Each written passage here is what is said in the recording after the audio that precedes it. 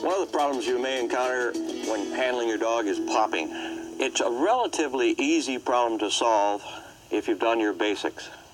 In basics, you've developed the tools in pile work to force this dog back if required. So the solution to popping when it first occurs with a young dog is to simply cast back, back, without force. Read your dog and try to determine whether he's simply confused or whether he just is not wanting to go. And if he's simply confused, maybe the best solution is just to simplify and show the dog. Occasionally we get a dog who develops a popping problem at a distance. And in those situations, it's ideal to review the process in the field in a structured drill. The drill that I use for this is a long distance forcing drill, or force at a distance drill. So I use this if I start to see a dog popping at a distance. I've also used it for a dog that is chronically breaking down or gets into a situation where I can't drive him back. He just ping-pongs back and forth, back and forth, back and forth. And this drill is great to teach a dog that when I say back, you go back. And so I've got a stake and about 8 bumpers. I'm going to leave the dog here and go out and identify the pile. Sit. Sit.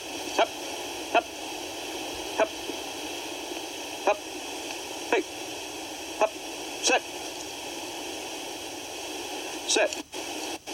So again, because it's such a drill type context, you can take an older dog back and it's okay for there's multiple sends to the same spot. So I'm going to give him a freebie. Back. Here. Now I'm going to stop him here. Sit. Here. Sit. And I'm going to go back 25 yards and leave him here. Here. Sit. Sit. And we're going to get another freebie, no force. Sit. This is teaching him the back and the destination. Sit. Back.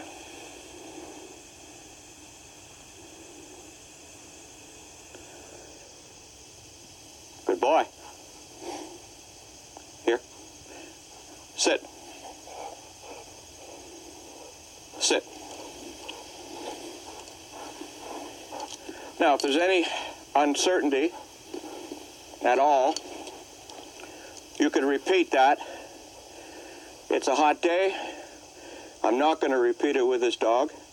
I'm going to go back another 25 yards until I'm about 50 yards from the pile and repeat that again. Sit. Sit. Back.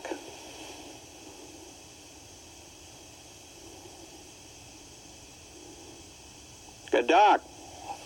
Sit. Sit.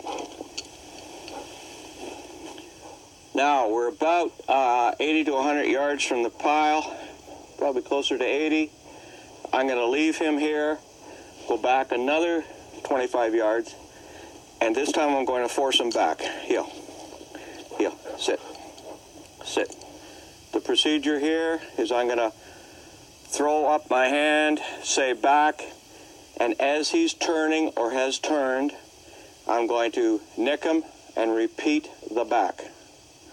I have this on continuous, but it's a nick. It's just a simple little tap. Sit. Back! Back!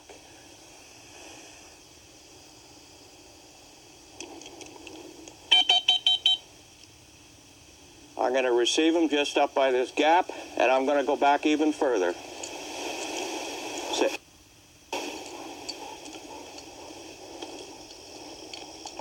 So I'm moving even further back now. During this drill, mix in lots of freebies. If you force one time, consider the next time just giving a freebie. That is sending without force. Go through the same process, back, back, but alternate force and not force. Now I've got to line it up a little bit here. I would say I have to be about here. Sit. And this will be a freebie. Sit. Back! Back!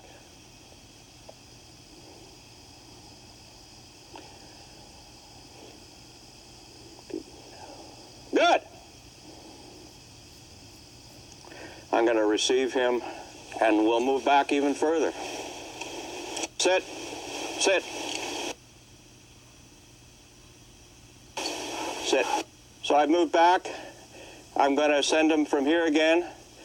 Notice how I've set this one up with the gap they have to go through and then punch out into the field. This is something that the advanced dogs should be exposed to. It's very common for a dog to go through that gap. It acts like a little break point, and then they break down or they veer. So I'm getting a little extra mileage out of this drill by designing it in this situation. So I'm going to go back, nick, back. Sit. Back! Back!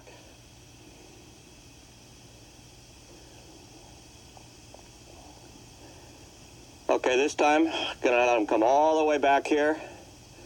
I'm going to send him from my side. It'll be a freebie. Then I'm going to send him from my side again, and it'll be a force. And I'll end off with a freebie. Back! Back! Back! Back!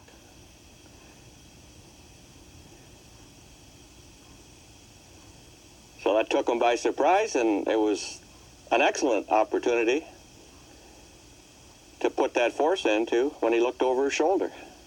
I didn't expect that, but it was to my advantage the way it worked. One thing I should mention, if a dog does pop, for example, this dog turned to the left when he first popped. I gave a left back. You want to try to unwind the dog. If I had given a right back, he would have turned, and I would have kept him turning around. Now, in fact, I cast right, and in his, almost in midair, he did turn the wrong way. But rather than stop him, the important lesson there was the force. But whenever you can, for example, this dog, his default turn is to the left, I'll be prepared with a left back. If he turns to the right, I'll give a right back.